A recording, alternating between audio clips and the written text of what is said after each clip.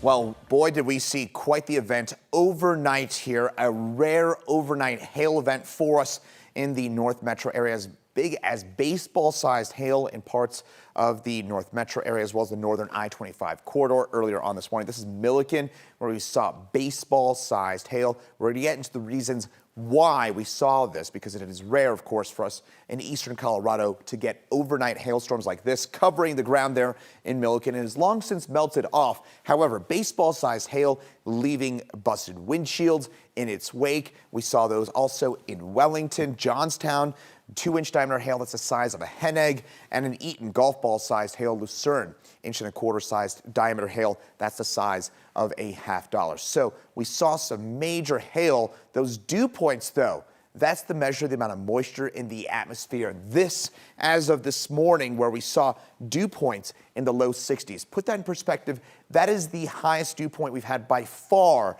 this year. So basically being what we've seen this morning, those dew points about as muggy as it gets. It's air you can wear. It's that kind of moisture level that can really create that frizzy hair, that sort of stuff for us. So some moisture for us, 40 to 50 degree dew point. But when we're talking about a 50 to 60 degree dew point, it's noticeably humid, and we only get about 5 to 10 days per year with a dew point of 60 degrees or above.